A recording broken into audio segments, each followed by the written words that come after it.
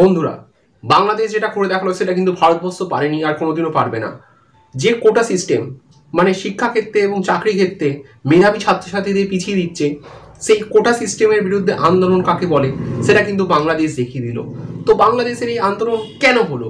বাংলাদেশের এই আন্দোলন ছিল মূলত মুক্তিযোদ্ধাদের যারা গ্র্যান্ড চিল্ড্রেন বা নাতিপুতি আছে তাদের সরকারি চাকরিতে যে রিজার্ভেশন দেওয়া তার বিরুদ্ধে। বন্ধুরা, শেখ হাসিনা গভর্নমেন্ট এই নিয়ে কিন্তু 4বার বাংলাদেশে ক্ষমতা এলো, কিন্তু 1996 সালের পর এটাই ছিল শেখ হাসিনার পক্ষে খুব একটা কঠিন নির্বাচন। কিন্তু শেখ হাসিনা এই নির্বাচনে বেট জিতেও যায়।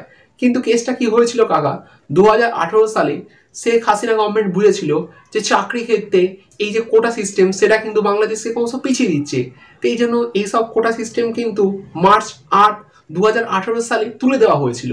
কিন্তু হাইকোর্টের একটি রায় পুনঃবহাল হয় 2রা জুন 2024 সালে, যে এখন থেকে আবার পুনরায় যে সরকারি চাকরিতে 30% মুক্তিযোদ্ধাদের নাতি নাতনিদের জন্য যে কোটা ছিল সেটা আবার বহাল হয়ে যায়।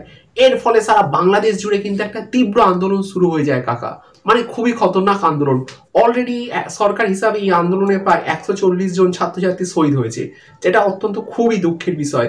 এই সময় সারা বাংলাদেশ জুড়ে এখনো কারফিউ চলছে, মানে ছাত্রছাত্রীদের আন্দোলনের চাপে পড়ে কাকা বাংলাদেশে গভর্নমেন্ট 30% যে কোটা ছিল সেটাকে কমিয়ে মাত্র 3% বা 5%-এ নিয়ে এসছে। আই থিঙ্ক 5%-ই এনেছে। তো এই হচ্ছে আন্দোলন কাকা। আমরা সবাই যারা বাংলাদেশকে ট্রোল করি তারা একবার ভাবি না যে বাংলাদেশ যে কোটা সিস্টেমের বিরুদ্ধে যে আন্দোলনটা করলো সেটা কেন ভারতবর্ষ পারেনি আর কোনোদিনও পারবে না। কেননা কাকা আমাদের বুকে কোনো দম নেই কাকা। এরাই হচ্ছে সত্যিকারের কথা। এখন একটা অত্যন্ত গুরুত্বপূর্ণ বিষয় হচ্ছে বাংলাদেশে মুক্তিযোদ্ধাদের কোটা দেওয়া কি ঠিক না ভুল? কাকা, বাংলাদেশের মুক্তিযোদ্ধারা কিন্তু এখন অনেক সুযোগ সুবিধা পায়। 1971 সালের যুদ্ধে যে সকল মুক্তিযোদ্ধা অংশগ্রহণ করেছিলেন পাকিস্তানের বিরুদ্ধে তারা কিন্তু এখনো 20,000 টাকা করে পান কাকা। কিন্তু কেসটা হচ্ছে মুক্তিযোদ্ধাদের নাতিরা কেন এইসব সুবিধা পাবে? তারা তো অন্যান্য সাধারণ ছেলে মেয়েদের মতো। ঠিক এখানে যেমন কোনো এসসি যদি একটা অফিসার হয়ে যায় তার ছেলে মেয়েরা কিন্তু এসসি/এসটি সুবিধা ভোগ করে থাকে কাকা। তো এই বৈষম্যের বিরুদ্ধে ছিল এই আন্দোলন। এই আন্দোলনকে বাংলাদেশে আমার পক্ষ থেকে স্যালুট কাকা। এই আন্দোলন ভারতবর্ষ কোনোদিন পারবে বলে মনে হয় না কাকা, কেননা আমাদের বুকে অত দম নেই। কিন্তু সব থেকে তাৎপর্যপূর্ণ বিষয়, বাংলাদেশের ছাত্রছাত্রীরা কিন্তু শুরুতে এটা খেপে যায়নি।